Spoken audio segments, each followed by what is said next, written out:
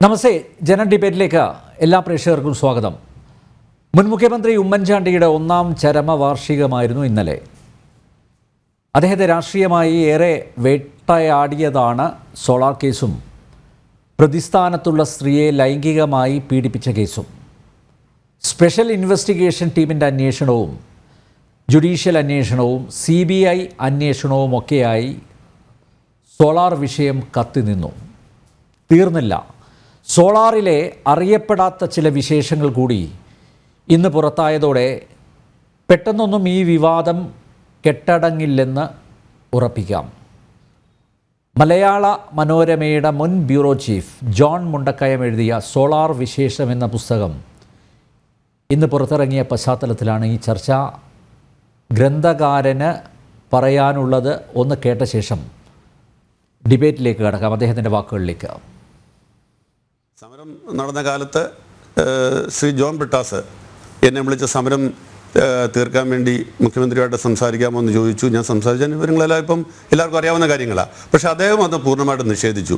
ഞാൻ അതിനുശേഷം ഈ പുസ്തകത്തിൽ ഒരു കാര്യം കൂടെ പറയുന്നുണ്ട്. അദ്ദേഹം ഈ പുസ്തകം എഴുതുന്ന സമയത്ത് ഒരിക്കൽ ഞാൻ ഒരു ഘടകകക്ഷി നേതാവിന്, അതായത് ഇതിനകത്ത് ഉൾപ്പെട്ട ഒരാൾ, ഞാൻ പേര് പറയുന്നില്ല, പിന്നീടത് വ്യക്തമാവും, ആ വ്യക്തിയോട് ഞാൻ വിളിച്ച് ഈ കാര്യം സംസാരിക്കുമ്പോൾ അദ്ദേഹം ഇതിനകത്തൊരു, ഞാൻ ഈ സംസാരിച്ച ഒരാളായതുകൊണ്ട് അദ്ദേഹത്തോട് സംസാരിച്ച് കഴിഞ്ഞ് കുറച്ച് കഴിഞ്ഞപ്പം ശ്രീ ജോൺ ബ്രിട്ടാസ് എൻ്റെ ഒരു സുഹൃത്തിനെ വിളിച്ചു, ഒരു കോമൺ ഫ്രണ്ട് വിളിച്ചിട്ട്, ആ സുഹൃത്ത് എന്നെ ഏതാനും മണിക്കൂറുകൾക്കുള്ളിൽ എന്നെ വിളിച്ചിട്ട് പറഞ്ഞു, അല്ല ജോണിങ്ങിൻ്റെ പുസ്തകം എഴുതുന്നു കേട്ടു സോളാറിനെ കുറിച്ച്, അതിനകത്ത് ബ്രിട്ടാസ് ജോണിനെ ഫോണിൽ വിളിച്ച കാര്യം എഴുതുന്നുണ്ടെന്നറിഞ്ഞു, അത് എഴുതാതിരുന്നാൽ നന്നായിരുന്നു എന്ന് ബ്രിട്ടാസ് പറഞ്ഞു എന്ന് പറഞ്ഞു.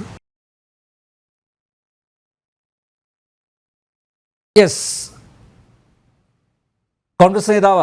കോൺഗ്രസ് വക്താവ് അഡ്വക്കേറ്റ് PM നിയാസ്, രാഷ്ട്രീയ നിരീക്ഷകരായ Shri MK Haridas, doctor B Jayaraj എന്നിവ അതിഥികളാവുന്നു. എല്ലാ അതിഥികളെയും ഈ സംവാദത്തിലേക്ക് സ്നേഹാദരങ്ങളോടെ സ്വാഗതം ചെയ്യുന്നു. ശ്രീ ഹരിദാസ്, ഉമ്മൻചാണ്ടിയെ രാഷ്ട്രീയമായി വേട്ടയാടാനുള്ള ഒരായുധമാക്കി സോളാർ കേസ്, അദ്ദേഹത്തെ രാഷ്ട്രീയമായി ഇല്ലാതാക്കാനുള്ള ആയുധമാക്കി ലൈംഗിക പീഡന കേസ്. പ്രധാന കേസിൽ ഉമ്മൻചാണ്ടിയുമായി അടുപ്പമുള്ളവർ പ്രതിസ്ഥാനത്തുണ്ട്. എന്നാൽ പീഡനക്കേസിൽ തെളിവില്ല എന്ന് CBI കണ്ടെത്തി കോടതിയിൽ റിപ്പോർട്ട് സമർപ്പിക്കുകയും ചെയ്തു. മാത്രമല്ല, സോളാറിൽ മുഖ്യമന്ത്രിയുടെ രാജി ആവശ്യപ്പെട്ട് LDF നടത്തിയ സെക്രട്ടേറിയറ്റ് വളയൽ സമരത്തിലെ ഒത്തുതീർപ്പും പുറത്ത് വന്നിരിക്കുന്നു. നാണം കെട്ട രാഷ്ട്രീയ നാടകത്തിലെ ഇപ്പോൾ പുറത്തു വന്നിരിക്കുന്ന ഏടുകളിലെ സാങ്കത്യം എത്രത്തോളമുണ്ടെന്നാണ് താങ്കൾ മനസ്സിലാക്കുന്നത്?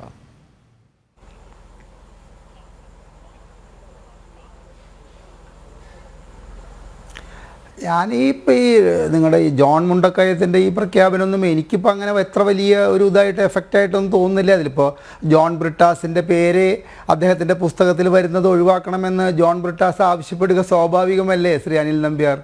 കാരണം എന്താ വെച്ച് കഴിഞ്ഞാൽ ഈ നമ്മുടെ സെക്രട്ടേറിയറ്റ് വളയലുമായി ബന്ധപ്പെട്ടിട്ടുള്ള വിഷയത്തിൽ അദ്ദേഹവും ചെറിയാൻ ഫിലിപ്പും, ഇപ്പോൾ നമ്മൾ തെളിവുകളാണ്, ചെറിയാൻ ഫിലിപ്പും കൂടിയിട്ട് തിരുവനന്തപുരം രാധാകൃഷ്ണനെ കാണാൻ പോയ കാര്യങ്ങളൊക്കെ ഉള്ള സ്ഥിതിക്ക് താൻ അതിലിടപെട്ടിട്ടില്ല എന്ന് വരുത്തി തീർക്കേണ്ടത് അദ്ദേഹത്തിൻ്റെ കാലഘട്ടത്തിൻ്റെ ആവശ്യമല്ലേ. അപ്പോൾ അതുകൊണ്ട് അതിലിപ്പോൾ എനിക്കൊരു വലിയതായിട്ടൊന്നും തോന്നുന്നില്ല. കാരണം എന്താ വെച്ച് കഴിഞ്ഞാൽ സെക്രട്ടറി ഇപ്പോഴും ശ്രീ ജോൺ മുണ്ടക്കയത്തിൻ്റെ ഒരു വാദത്തിനോട് അങ്ങേയറ്റം നിങ്ങളുടെ രാവിലെ തൊട്ടിട്ട് അദ്ദേഹത്തിൻ്റെ പ്രഭാത പരിപാടിയിൽ അദ്ദേഹത്തിൻ്റെ പരിപാടിയൊക്കെ കണ്ടിട്ടുള്ള ആളാണ് ഞാൻ. അദ്ദേഹത്തിൻ്റെ വാദങ്ങളോടൊന്നും തന്നെ എനിക്ക് യോജിപ്പില്ല. സെക്രട്ടേറിയറ്റ് വളയൽ നിർത്തിയത് 1,00,000 പേർക്ക് മലമൂത്ര വിസർജനം ചെയ്യാനുള്ള സൗകര്യമില്ലാത്തത് കൊണ്ടും മറ്റും, അതുമാതിരി തന്നെ 3 ദിവസം സെക്രട്ടേറിയറ്റിന് അവധി കൊടുത്തുകൊണ്ട് പിന്നീട് ഈ സമരം മുൻപോട്ട്, അതൊന്നുമല്ല. അതിൻ്റെ പിന്നിലൊരു അന്തർധാര ഉണ്ട്. ആ അന്തർധാര ചെന്ന് നിൽക്കുന്നത് സാധാരണക്കാരൻ ചിന്തിക്കുന്നത്, ഇന്നിപ്പോൾ ആ നിങ്ങളുടെ TV പരിപാടി കണ്ടിട്ടുള്ള ഒരുപാട് പേര് എന്നെ വിളിച്ചിട്ട് പറഞ്ഞു, നിങ്ങൾ ഈ ചർച്ചയ്ക്ക് പോവുകയാണെങ്കിൽ ഒരു കാരണവശാലും അതിൽ വിശ്വസിച്ചു എന്ന നിലയ്ക്ക് സംസാരിക്കരുത്. എൻ്റെ മനസാക്ഷി എന്നോട് പറയുന്നു അത് ചന്ദ്രശേഖരൻ്റെ വധവുമായി ബന്ധപ്പെട്ടിട്ടുള്ള എന്തോ ഒരു ഒത്തുതീർപ്പിലേക്ക് എത്തി എന്നുള്ള ജനങ്ങളുടെ ധാരണ ഇന്നും നിലനിൽക്കുകയാണ്. അതിനിപ്പോൾ ജോൺ മുണ്ടക്കയം പറഞ്ഞു കഴിഞ്ഞാലും അനിൽ നമ്പ്യാർ പറഞ്ഞു കഴിഞ്ഞാലും ഞാൻ പറഞ്ഞു കഴിഞ്ഞാലും ഒന്നും ജനങ്ങൾക്ക് അതിൻ്റെ വിശ്വാസം വരില്ല. കാരണം ഇത് രണ്ടും കൂടി ചേർത്ത് വെച്ച് വായിക്കണം ക്ഷമിക്കണം, ഇതിൽ തിരുവഞ്ചൂർ രാധാകൃഷ്ണൻ കൃത്യമായിട്ട് കളിച്ചിട്ടുണ്ട്. ഈ ഉമ്മൻചാണ്ടി എന്ന് പറയുന്ന മനുഷ്യൻ മരിച്ചതിന് ശേഷം അദ്ദേഹത്തിന് ഒരു ദിവ്യപരിവേഷം നൽകിക്കൊണ്ട് അദ്ദേഹത്തെ എതിർത്തവരെല്ലാം തന്നെ അദ്ദേഹത്തിൻ്റെ, നമ്മൾ പറയില്ല, അദ്ദേഹത്തെ വെളുപ്പിക്കുന്ന ഒരു കാഴ്ച കാണുമ്പോൾ കുറച്ച് അറപ്പ് എനിക്ക് തോന്നുന്നുണ്ട്. അതിൽ ഏറ്റവും പ്രധാനമായിട്ട് എടുത്തു പറയാനും ഈ NK പ്രേമചന്ദ്രൻ എന്ന് പറയുന്ന വ്യക്തി അന്ന് ഇടതുപക്ഷത്തായിരുന്നു ഈ കേസ് കത്തി നിൽക്കുന്ന സമയത്ത്, താങ്കൾക്കറിയാം. അപ്പോൾ ഈ NK പ്രേമചന്ദ്രൻ എൻ്റെ കൂടെ 2-3 ചർച്ചകളിൽ, അപ്പോൾ എനിക്ക് ഉമ്മൻചാണ്ടിയെ എതിർക്കാനുള്ള ഇൻസ്പിറേഷൻ കിട്ടിയിട്ടുള്ളത് ഈ NK പ്രേമചന്ദ്രൻ്റെ വാക്കുകളാണ്. കാരണം കേരളത്തിലെ ഞാൻ അങ്ങേയറ്റം ആരാധിക്കുകയും വിശ്വസിക്കുകയും ചെയ്തിരുന്ന ഒരു നേതാവാണ് ഈ NK പ്രേമചന്ദ്രൻ എന്ന് പറയുന്ന വ്യക്തി. കാരണം അദ്ദേഹത്തിൻ്റെ കൃത്യമായിട്ടുള്ള കാര്യങ്ങൾ പഠിച്ച് ചർച്ചകളിലൊക്കെ പറയുമ്പോഴൊക്കെ ഞാൻ അദ്ദേഹത്തെ ആരാധിച്ചിരുന്നു. ആ വ്യക്തി പോലും ഈ ഉമ്മൻചാണ്ടിയെ അങ്ങേയറ്റം, എൻ്റെ അഭിപ്രായത്തിൽ പറഞ്ഞു കഴിഞ്ഞാൽ, അന്നത്തെ പ്രതിപക്ഷത്ത് നിന്ന് അദ്ദേഹത്തിൻ്റെ വാക്കുകളുടെ മൂർച്ചയോട് കൂടിയിട്ടുള്ള വിമർശനം ഈ ഉമ്മൻചാണ്ടിക്കെതിരെ ഉണ്ടായിട്ടുള്ളതുപോലെ വേറെ ആരിൽ നിന്നും ഉണ്ടായിട്ടില്ല. പക്ഷേ പിന്നീട് നമ്മൾ എന്താണ് ശ്രീ അനിൽ നമ്പ്യാർ കാണുന്നത്? ഇന്നിപ്പോൾ ഉമ്മൻചാണ്ടിയുടെ സ്തുതിപാഠകരിലെ ഏറ്റവും മുൻപന്തിയിൽ നിൽക്കുന്ന വ്യക്തി അദ്ദേഹമാണ്. അപ്പോൾ ഈ ഉമ്മൻചാണ്ടിയെ ഈ സോളാർ കേസുമായി ഒതുക്കി മുൻപോട്ട് കൊണ്ടുപോയിട്ട് അദ്ദേഹത്തെ പുകച്ച് പുറത്ത് ചാടിക്കേണ്ടത് കോൺഗ്രസ് പാർട്ടിയുടെ പാരമ്പര്യമാണത്. നമ്മളിപ്പോൾ കഴിഞ്ഞ ആഴ്ചയിലെ ചർച്ച ചെയ്തത് ചാരക്കേസുമായിട്ട് ബന്ധപ്പെട്ട് കരുണാകരൻ ഉണ്ടായിട്ടുള്ള മുമ്പിൽ നിന്നും പിന്നിൽ നിന്നും കുത്തിയ കാര്യങ്ങളൊക്കെ. അപ്പോൾ കാലഘട്ടം ഇതിനൊക്കെ മറുപടി പറയാതിരിക്കുമോ? ഉമ്മൻചാണ്ടി വെച്ചിട്ടുള്ള പാര തിരിച്ച് ഉമ്മൻചാണ്ടിക്ക് വെക്കാൻ വേണ്ടിയിട്ട് കോൺഗ്രസ് എന്ന് പറയുന്ന പാർട്ടിയുടെ പ്രത്യേകതയെക്കുറിച്ച് നമുക്കൊക്കെ അറിയില്ലേ? ഒരാളും തന്നോളം വലുതാവാൻ മറ്റൊരാൾ സമ്മതിക്കില്ല. തന്നോളം വലുതാവുന്ന ഒരു വ്യക്തി എന്ന് തോന്നിക്കഴിഞ്ഞു കഴിഞ്ഞാൽ ആ വ്യക്തിയെ ഇടിച്ചു താഴ്ത്താൻ വേണ്ടിയിട്ട് ആ വ്യക്തിയെ എതിർക്കുന്നവരുടെ ഒക്കെ കൂടാൻ കോൺഗ്രസ്സുകാർ മടിക്കില്ല.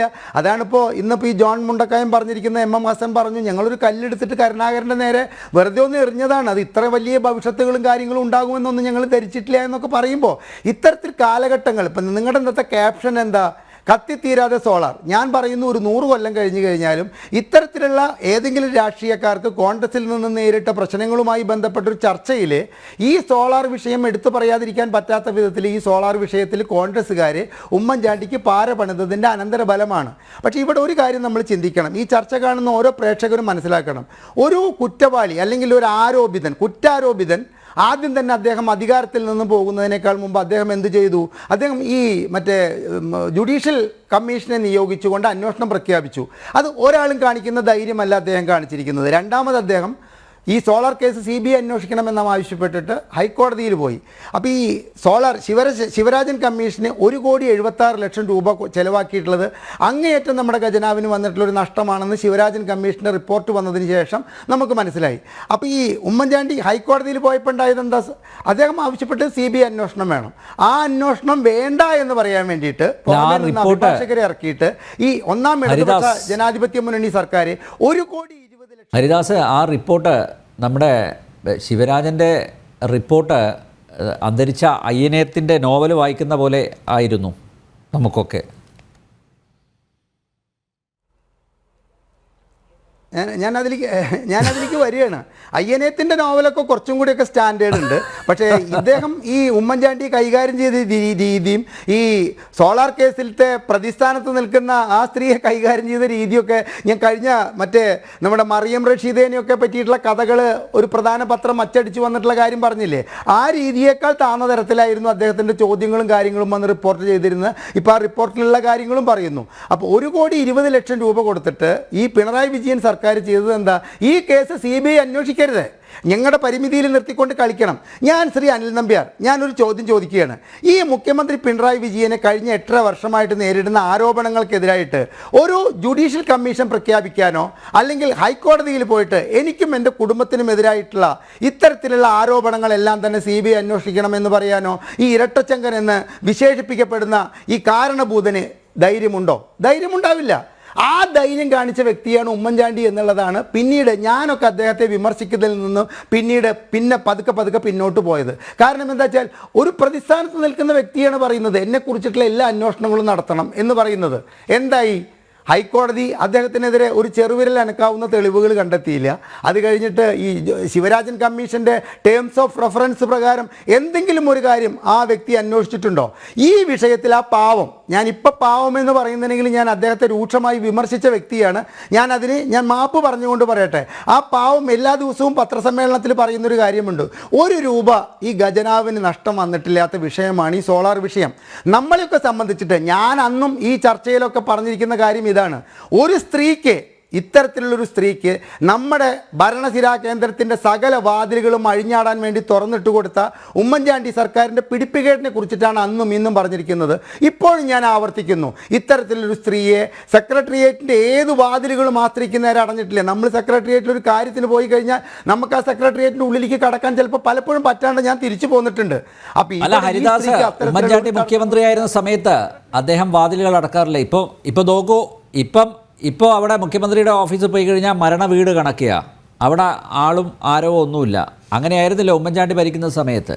അപ്പോൾ ആർക്ക് വേണമെങ്കിൽ കടന്നു വരാം. ഉമ്മൻചാണ്ടിയുടെ കസേരയിൽ തന്നെ ഒരാൾ കയറി ഇരുന്നത് അറിയാലോ താങ്കൾക്ക്.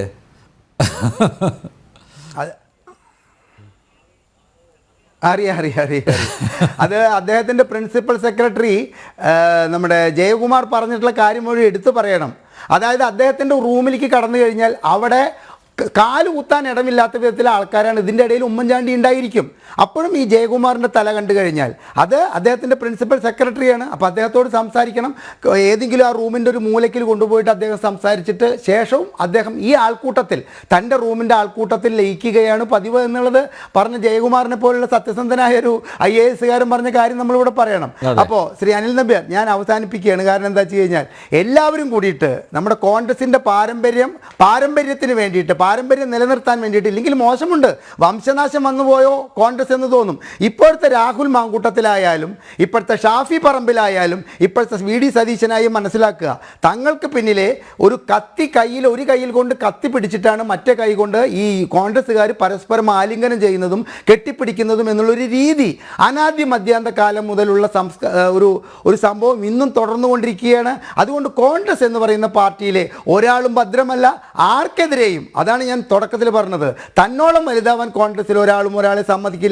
അതിൻ്റെ ഒരു ഉദാഹരണത്തിന് ഉമ്മൻചാണ്ടി ഒതുക്കപ്പെടേണ്ട കാലം കഴിഞ്ഞുവെന്ന് ഒരു വിഭാഗം നേതാക്കൾക്ക് തോന്നിയതിൻ്റെ അനന്തരഫലമായിട്ട് അദ്ദേഹത്തിന് നേരെ കെട്ടിച്ചമച്ച് ഈ കാര്യത്തിൽ ഇപ്പം ജോൺ മുണ്ടക്കയം എന്ന് പറയുന്ന വ്യക്തിയുടെ വെളിപ്പെടുത്തലുകളിൽ ഈ ജോൺ ബ്രിട്ടാസിൻ്റെ ഇത്തരത്തിലുള്ള ഒരു ഇടപെടലുകളും വാക്കുകൾക്കും അപ്പുറം എന്നെ പോലെയുള്ള സാധാരണക്കാർക്കൊന്നും, ഞാൻ പലരുമായിട്ട് സംസാരിച്ചപ്പോഴൊന്നും ഇതൊരു അത്ഭുതമുള്ള സംഭവമാണ് അദ്ദേഹത്തിൻ്റെ ഈ പുസ്തകത്തിലെ കാര്യങ്ങളെന്ന് തോന്നിയിട്ടില്ല.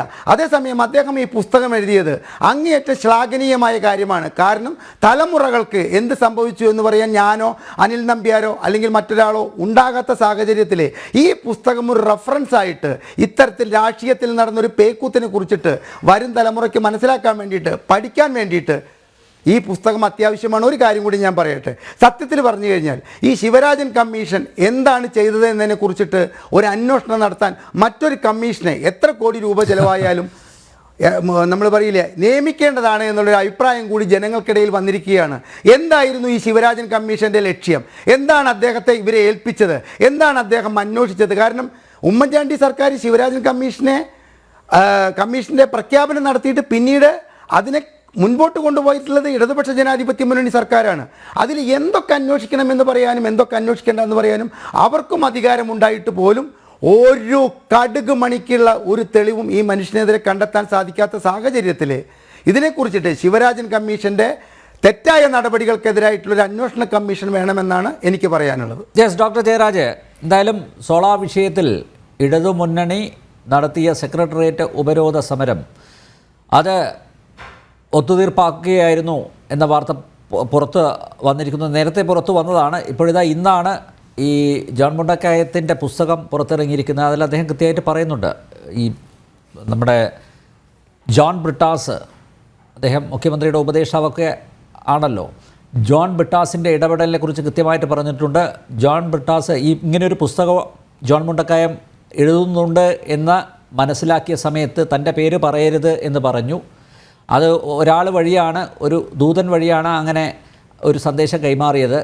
ഇപ്പോൾ ജോൺ മുണ്ടക്കയം പറഞ്ഞു എന്തായാലും പേര് പറയാതിരിക്കാൻ പറ്റില്ല, അങ്ങനെ പറയുകയാണെങ്കിൽ ഞാൻ നിഷേധിക്കും എന്ന് അദ്ദേഹം പറഞ്ഞു. അപ്പോൾ കൃത്യമായിട്ടുള്ള ഇടപെടൽ നടത്തിയിരിക്കുന്നു. കൃത്യമായിട്ടുള്ള ഒരു അന്തർധാര നേരത്തെ ഹരിദാസ് പറഞ്ഞതുപോലെ ഈ വിഷയത്തിലുണ്ടായിരിക്കുന്നു. അതായത് പ്രതിപക്ഷവും ഭരണപക്ഷവും ഈ സമരം ഒത്തുതീർപ്പാക്കാൻ പരസ്പര സഹായ സഹകരണ സംഘമായിട്ട് വർത്തിച്ചു. എന്തു തോന്നുന്നു? ഇതിനകത്ത് നമ്മൾ ആദ്യമേ പരിശോധിക്കേണ്ടുന്ന ഒരു കാര്യം എന്ന് പറഞ്ഞാൽ ഇത്തരം പുസ്തകങ്ങളിലൂടെ വരുന്ന വാസ്തവവും അവാസ്തവങ്ങളും ഒക്കെ തമ്മിലുള്ള വിഷയമാണ്. റിട്ടയർമെന്റ് ചെയ്തതിന് ശേഷം പല ആളുകളും പുസ്തകങ്ങൾ എഴുതാറുണ്ട്. ആ പുസ്തകങ്ങൾ പലത് എഴുതുന്നതും അവരെ ഗ്ലോറിഫൈ ചെയ്തുകൊണ്ട് ഒരു ആത്മകഥാംശമുള്ള സാധനങ്ങളാണ് കൂടുതൽ എഴുതുന്നത്. അപ്പൊ അത്തരത്തിലുള്ള പുസ്തകങ്ങൾ എല്ലാ ആളുകളും അങ്ങനെയാണെന്ന് ഞാൻ പറയുന്നില്ല. ഉദാഹരണത്തിന് ശ്രീ ഉമാദിത്തന്റെ പുസ്തകങ്ങൾ, ഒരു ഫോറൻസിക് ഡോക്ടറുടെ ഡയറി കുറിപ്പുകൾ, അതുപോലെ തന്നെ കപാലം എന്ന് പറഞ്ഞ അദ്ദേഹത്തിന്റെ രണ്ടാമത്തെ പുസ്തകം, ഇതൊക്കെ എന്ന് പറഞ്ഞാൽ ടെക്സ്റ്റ് ബുക്കാണ്, ഫോറൻസിക് സൈക്കോളജിയുടെ ടെക്സ്റ്റ് ബുക്കുകളാണ്. അതുപോലെയുള്ള ഇപ്പൊ ജേർണലിസ്റ്റ് പോത്തൻ ജോസഫ് എഴുതിയത്, അല്ലെങ്കിൽ സ്വദേശി അഭിമാനി എഴുതിയത്, അല്ലെങ്കിൽ അങ്ങനെ പേരെടുത്ത് പറയാവുന്ന കുറെ അധികം TJS ജോർജിന്റെ പുസ്തകങ്ങൾ, ഇതൊക്കെയാണ് ഒരു ജേർണലിസത്തിന്റെ ഏറ്റവും നല്ല പുസ്തകങ്ങളായിട്ട് നമ്മൾ കേരളത്തിലുള്ള സ്റ്റുഡൻസ് മാധ്യമത്തിനെ കുറിച്ച് മനസ്സിലാക്കുന്ന ആളുകളൊക്കെ കാണുന്നത്. പക്ഷെ ഈ ജോൺ മുണ്ടക്കയം എന്ന് പറഞ്ഞ റൈറ്ററിന്റെ, മനോരമയുടെ തിരുവനന്തപുരം ബ്യൂറോ ചീഫായിരുന്ന ആളാണ്. അദ്ദേഹത്തിന്റെ റൈറ്ററിന്റെ മുൻകാല റൈറ്റിംഗ്സ് ഒക്കെ എടുത്ത് പരിശോധിച്ചു കഴിഞ്ഞാൽ ഈ പറഞ്ഞതുപോലെ അയ്യനേത്തിനെയൊക്കെ കവച്ചു വെക്കുന്ന, അയ്യനേത്തങ്ങ ഒന്നുമല്ല, വല്ലച്ചിറ മാധവൻ, ഓടപ്പഴം എഴുതിയ വല്ലച്ചിറ മാധവനുണ്ട്. വല്ലച്ചിറ മാധവനേക്കാളും അല്ല ഡോക്ടർ ജയരാജ്, ജോൺ മുണ്ടക്കയത്തിന്റെ പുസ്തകത്തെ അല്ല ഞാൻ അയ്യനത്തിന്റെ നോവലുമായിട്ട് വിശേഷിപ്പിച്ചത് കേട്ടോ. ശിവരാജൻ കമ്മീഷന്റെ റിപ്പോർട്ടാണ് അയ്യനത്തിന്റെ സാഹിത്യമായിട്ട് ഉപമിച്ചത് കേട്ടോ. ഇല്ല, ഉപമിച്ചെന്ന് ഞാൻ പറഞ്ഞില്ല.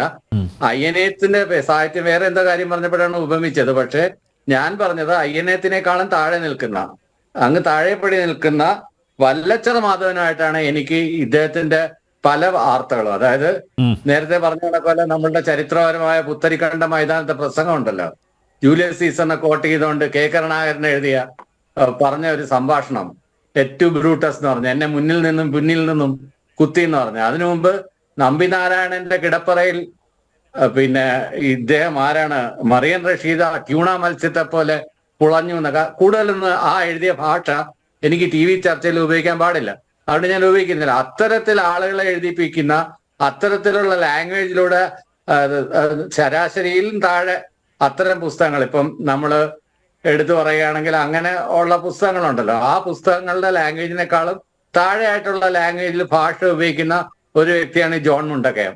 അപ്പൊ ജോൺ മുണ്ടക്കയത്തിന്റെ ക്രെഡിബിലിറ്റി എന്ന് പറയുന്നത് ഉമ്മൻചാണ്ടി സാറിന്റെ ഒരു PR-ന്റെ ഒരു പ്രധാനപ്പെട്ട ആളായിരുന്നു. എന്തുകൊണ്ടോ മനോരമ ചീഫ് ആയതുകൊണ്ടായിരിക്കാം, മനോരമയുടെ സർക്കുലേഷൻ കൂട്ടുന്നതിന് അവർക്ക് പല പല ആംഗിളിൽ ഇറങ്ങിച്ചെല്ലേണ്ടി വരും. അദ്ദേഹം എഴുതിയതിൽ വാസ്തവമില്ല എന്നാണോ പറഞ്ഞു വരുന്നത് താങ്കൾ? പറഞ്ഞുതരാം, പൂർണ്ണമായിട്ട് പറയട്ടെ. അതിനുശേഷം ഇദ്ദേഹം ആരോപണം ഉന്നയിച്ചിരിക്കുന്നത് ഈ സോളാർ സമരം ഒത്തുതീർപ്പ് ആക്കാൻ വേണ്ടി, അഥവാ ഈ സോളാർ സമരം ഒത്തുതീർപ്പ് ആക്കിയെങ്കിൽ തന്നെ ഇരിക്കട്ടെ, സോളാർ സമരം ഒത്തുതീർപ്പ് ആക്കിയില്ലായിരുന്നെങ്കിൽ കേരളത്തിൽ എന്ത് സംഭവിക്കുമായിരുന്നു? ഇത്രയധികം ജനങ്ങൾ തലസ്ഥാനത്ത് വന്നു കിടന്ന് 3 ദിവസം അവിടെ നിന്ന് കഴിയുമ്പോഴത്തേക്കും സ്ഫോടന സമാനമായൊരു അന്തരീക്ഷം ഉണ്ടാവുകയും സെക്രട്ടേറിയറ്റിനെതിരെ ഒരു സ്റ്റാമ്പീഡോ ഒരു റയോട്ടോ അല്ലെങ്കിൽ ഒരു വല്ലാത്തൊരു കലാപത്തിലേക്ക് കേരളം കടന്നേനെ.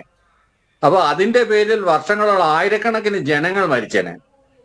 അപ്പൊ അങ്ങനെ ഒരു ഈ സിറ്റുവേഷൻ ഔട്ട് ഓഫ് കൺട്രോൾ എന്ന് പറയുമ്പം ഇനി ഒരു കോംപ്രമൈസ് ചെയ്തെന്ന് പറഞ്ഞാൽ അതൊരു മോശപ്പെട്ട കാര്യമൊന്നുമല്ല. എല്ലാ യുദ്ധങ്ങളും ഒരു ടേബിളിന് ചുറ്റുമിരുന്ന് ചർച്ച ചെയ്ത് തന്നെയാണ് അവസാനിപ്പിക്കുന്നത്, എത്ര വലിയ യുദ്ധമാണെങ്കിലും. കേവലം 2 അല്ല, അങ്ങനെ ഒരു കോംപ്രമൈസിങ് ടോക്ക് നടന്നു എന്നാണല്ലോ പറയുന്നത്. അപ്പൊ ആ നടത്തിയവർ അത് ശരിവെച്ചാൽ പോരെ?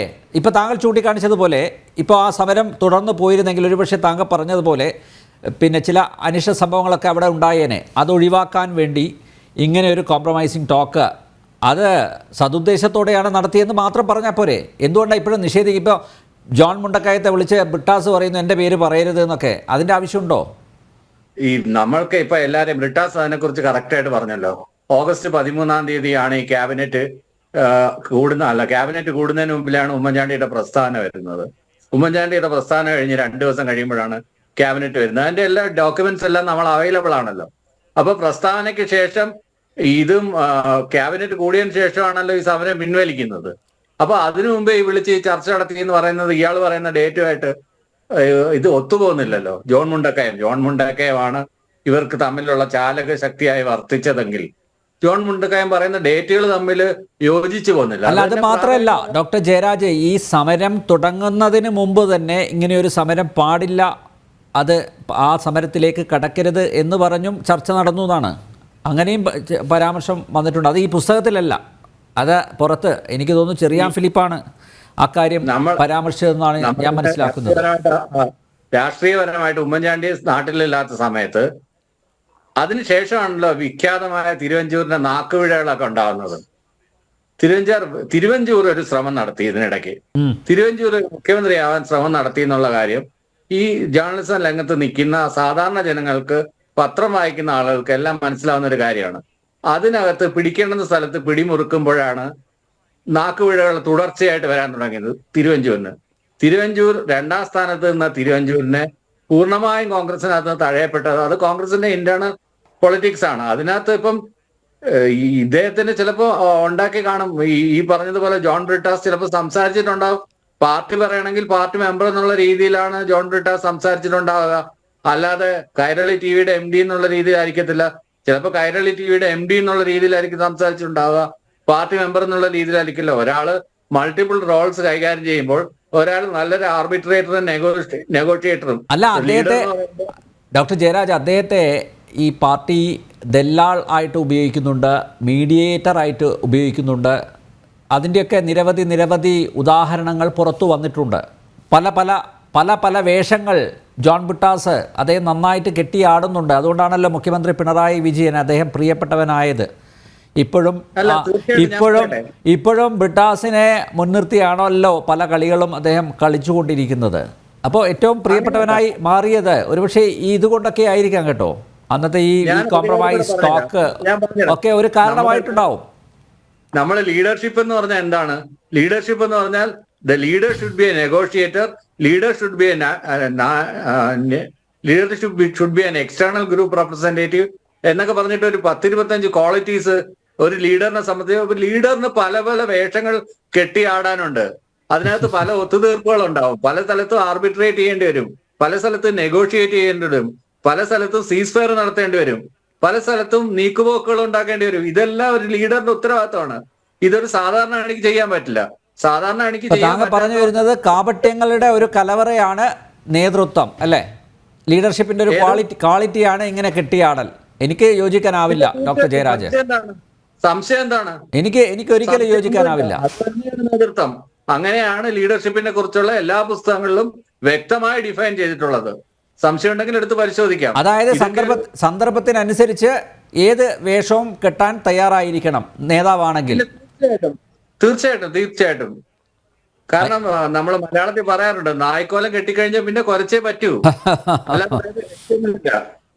അല്ല, അത് അങ്ങനെ കുരക്കാൻ പറ്റുന്നത് നായയുടെ സ്വഭാവം ഉള്ളവർക്കാ. താങ്കൾ പറയുന്ന പോലെ ഈ ലീഡർഷിപ്പ് ക്വാളിറ്റി ഉള്ളവരെല്ലാം അങ്ങനെ ആയിക്കൊള്ളണമെന്നില്ല കേട്ടോ ഡോക്ടർ ജയരാജ്. സ്വഭാവം വേണമെന്നൊന്നും ഇല്ലെന്നേ, കോലം കെട്ടിയാൽ മതി. ശരി. അടുത്ത PM നിയാസ്, നമ്മുടെ ജയരാജ് പറഞ്ഞതിനോട് യോജിക്കുന്നുണ്ടോ താങ്കൾ? നോക്കൂ, ഈ ജയരാജന് അവർ ചെയ്ത ഉമ്മൻചാണ്ടി സാറിന്റെ പ്രതിച്ഛായ തകർക്കുന്നതിനും വ്യക്തിഹത്യ ചെയ്യുന്നതിനും വേണ്ടി നടത്തിയ ഗൂഢാലോചനകളാണ് ജോൺ മുണ്ടക്കം എഴുതിയിട്ടുള്ളത്. ഞാൻ അദ്ദേഹത്തെ എന്നെ പ്രതിനിധീകരിച്ചുകൊണ്ട് സംസാരിക്കുന്ന ആളല്ല. ജോൺ മുണ്ടക്കയം അദ്ദേഹത്തിന് കിട്ടിയ വിവരങ്ങളും അദ്ദേഹത്തിന്റെ എക്സ്പീരിയൻസും വെച്ച് ഒരു പുസ്തകം ഇറക്കുന്നു. അതിൽ ജയരാജന് അഭിപ്രായ വ്യത്യാസമുള്ള ഭാഗങ്ങൾ ഉണ്ടാകാം, എനിക്ക് അഭിപ്രായ വ്യത്യാസമുള്ള ഭാഗങ്ങൾ ഉണ്ടാകാം, ഒരു പക്ഷേ അനിൽ നമ്പ്യാർക്ക് അഭിപ്രായ വ്യത്യാസമുള്ള ഭാഗം ഉണ്ടാവും. എന്നിരുന്നാലും അദ്ദേഹത്തിന്റെ പുസ്തകം എഴുതി. ആ പുസ്തകത്തിൽ പറയുന്ന കാര്യങ്ങൾ അവർക്ക് ഇഷ്ടപ്പെടാത്തതാണ്. കേരളത്തിലെ ജനങ്ങളെ മുഴുവനും തെരുവിലിറക്കി അവര് പാർട്ടിക്കാരെ മുഴുവനും തിരുവനന്തപുരത്ത് എത്തിച്ച് ഒരു വലിയ ഒരു രാഷ്ട്രീയ സമര പോരാട്ടത്തിന് എന്ന് പറഞ്ഞുകൊണ്ട് കൊണ്ടുവരികയും പിന്നീട് സമരത്തിൽ നിന്ന് ഒളിച്ചോടുകയും ചെയ്ത CPMന്റെ കാപട്യമാണ് ആ പുസ്തകത്തിലെ വെളിപ്പെടുത്തലിലൂടെ നമ്മൾ തിരിച്ചറിയുന്നത്. ഇത് നമുക്ക് എല്ലാവർക്കും അറിയാം. ഇത് CPMന്റെ കാലങ്ങളായിട്ടുള്ള അജണ്ടകളാണ്.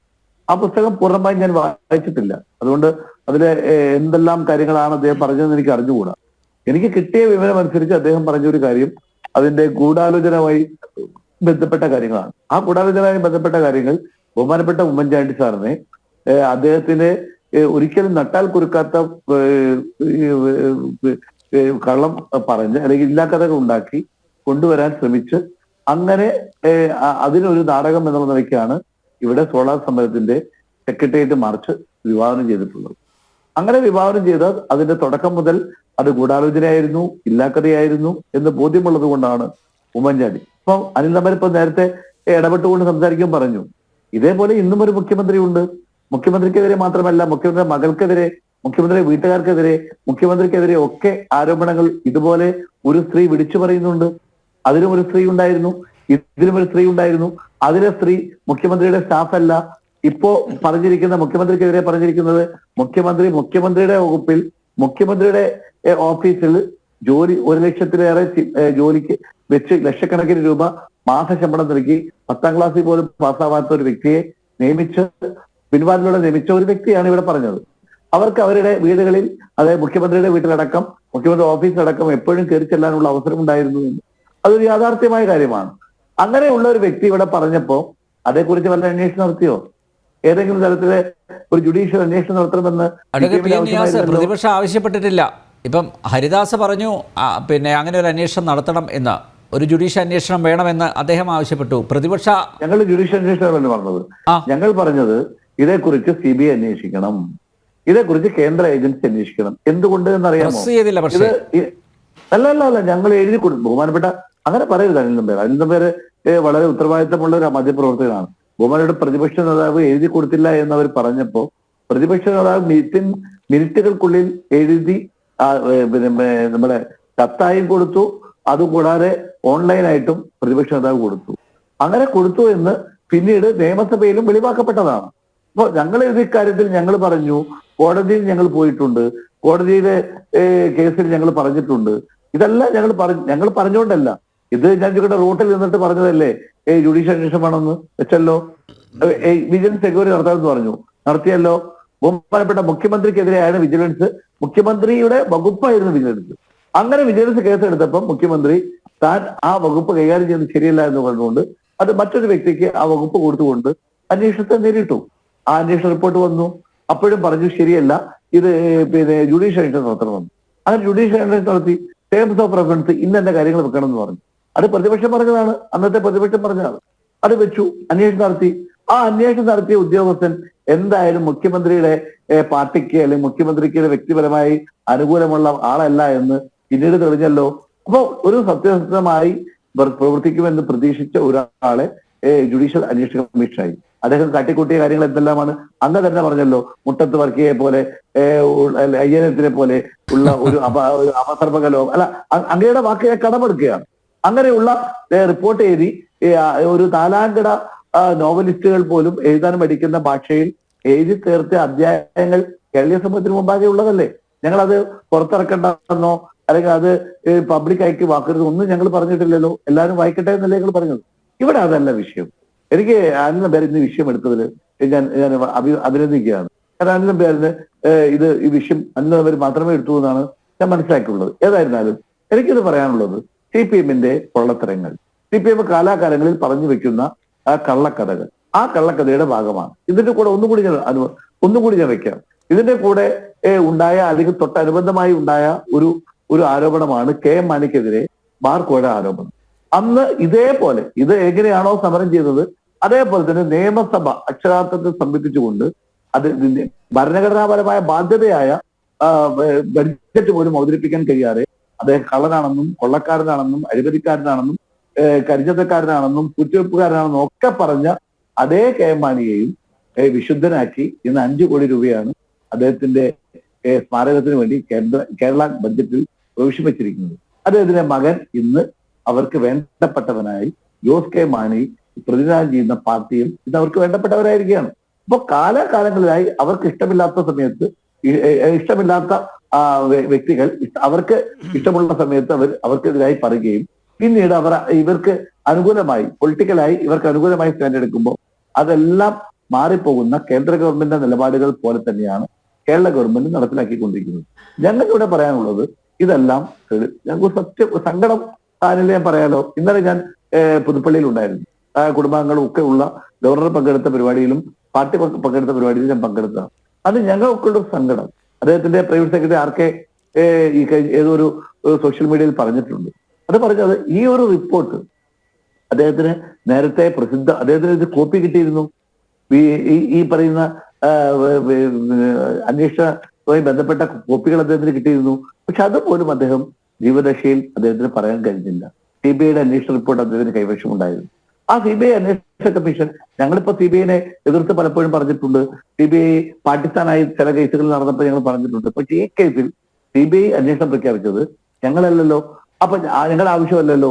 ആ ആവശ്യപ്രകാരം വന്ന CBIയുടെ റിപ്പോർട്ട്, എന്താ റിപ്പോർട്ട് വന്നത്? ആ റിപ്പോർട്ട് 100% ഇത് ഗൂഢാലോചനയാണ്, ഇതിൽ 1% പോലും ഉമ്മൻചാണ്ടി കുറ്റക്കാരനല്ല എന്ന് പറഞ്ഞു. അങ്ങനെ പറഞ്ഞ ഒരു സാഹചര്യങ്ങൾ CBI ഉൾപ്പെടെയുള്ള ആളുകൾ, അന്വേഷണ കമ്മീഷൻ ഉൾപ്പെടെയുള്ള ആളുകൾ പറഞ്ഞ സ്ഥിതിക്ക് ഈ ഉമ്മൻചാണ്ടിയെ കരിവാരിത്തേച്ച ഈ കേരളത്തിലെ മുഖ്യമന്ത്രി പിണറായി വിജയനും CPM പാർട്ടിയും അവർ ഇപ്പോഴെങ്കിലും അവരുടെ കുടുംബത്തോടെങ്കിലും, ഉമ്മൻചാണ്ടിയുടെ കുടുംബത്തോടെങ്കിലും ക്ഷമ പറയുവാനും മാപ്പ് പറയുവാനും കേരള സമൂഹത്തിന് മുമ്പാകെ ഞങ്ങൾക്ക് പറ്റിപ്പോയ സർവാപരാധങ്ങളോടും ക്ഷമിക്കണമെന്ന് പറയാനുള്ള രാഷ്ട്രീയ സദാചാര മര്യാദയെങ്കിലും CPM-ഉം കേരളത്തിലെ മുഖ്യമന്ത്രിയും കാണിക്കേണ്ടതല്ലേ എന്ന ചോദ്യം കൂടി ഞങ്ങൾ വെക്കുകയാണ്. ഏതായാലും ജോൺ മുണ്ടക്കയം പറഞ്ഞിരിക്കുന്ന കാര്യങ്ങൾ അദ്ദേഹത്തിന്റെ അറിവിൽപ്പെട്ട കാര്യങ്ങളാണ്. എനിക്ക് അറിയുന്ന കാര്യങ്ങളെല്ലാം എനിക്കത് ഞങ്ങളുടെ പാർട്ടിക്കും ഒരുപക്ഷെ അറിഞ്ഞുകൊള്ളണമെന്നില്ല. കാരണം അതൊക്കെ സംസാരിച്ചത് കൂടുതലായും ഉമ്മൻചാണ്ടി സാറുമായിട്ടാണ്. ഉമ്മൻചാണ്ടി സാർ ഇന്ന് ജീവിച്ചിരിപ്പില്ല, നമുക്ക് വെരിഫൈ ചെയ്യാൻ പറ്റില്ല. പാർട്ടിയുമായി അദ്ദേഹം അന്വേഷിച്ചിട്ടൊന്നും എനിക്ക് അറിഞ്ഞുകൂടാ.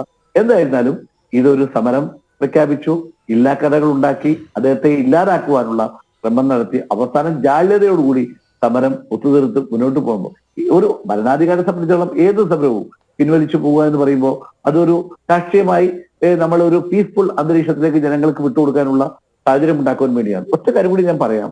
കേരളത്തിൽ ഇപ്പൊ നേരത്തെ ജയരാജ് പറഞ്ഞു ഈ സമരം 3-4 ദിവസം കൂടി ഉണ്ടാകുമായിരുന്നെങ്കിൽ കേരളത്തിൽ അങ്ങനെ ആകുമായിരുന്നില്ലേ? ഇല്ല ജയരാജെ, ഒരു ദിവസത്തേക്ക് വേണ്ടി മാത്രം തയ്യാറെടുപ്പുകൾ നടത്തിയിട്ടുള്ളൂ.